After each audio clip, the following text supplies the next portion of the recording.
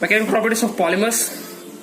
The strength of the polymer increases by, first topic is strength.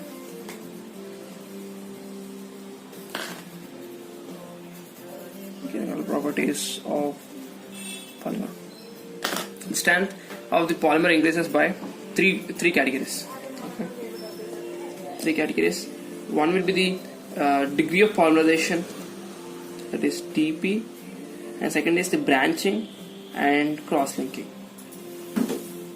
Okay, you can see this degree of polymerization, branching and cross-linking. The second thing is specific stress.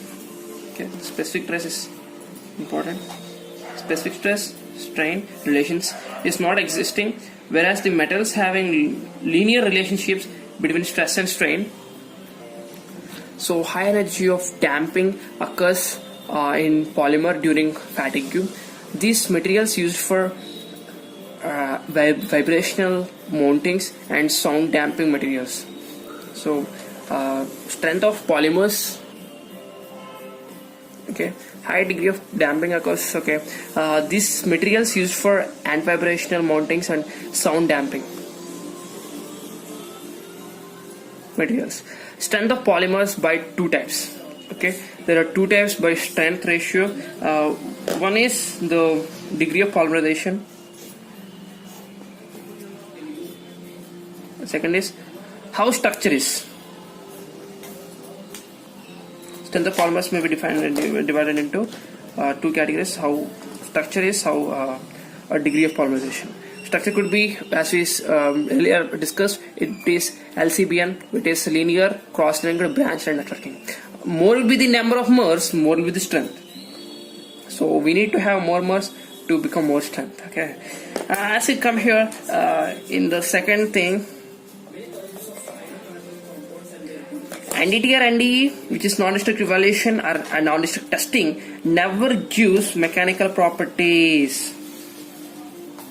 Gives only defects. Destructive testing need to sacrifice component. Mechanical properties evaluated in destructive testing. In destructive testing, we need to sacrifice an element.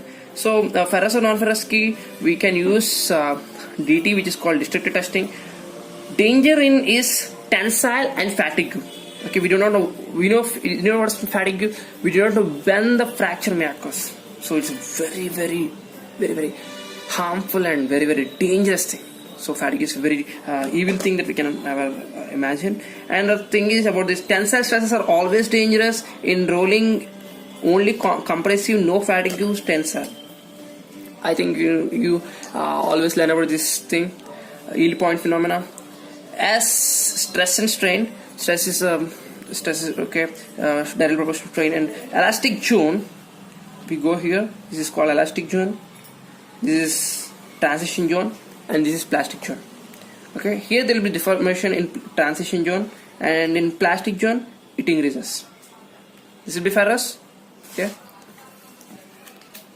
so stress is directly proportional to elasticity.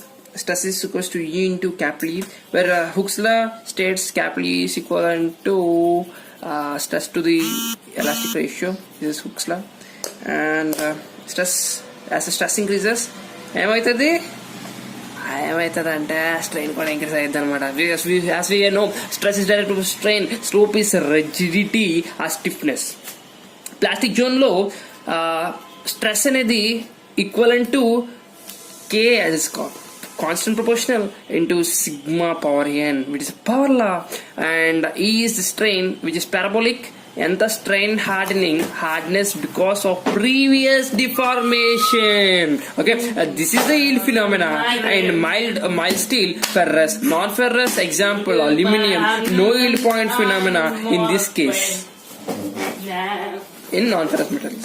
So coming to the ferrous and non-ferrous,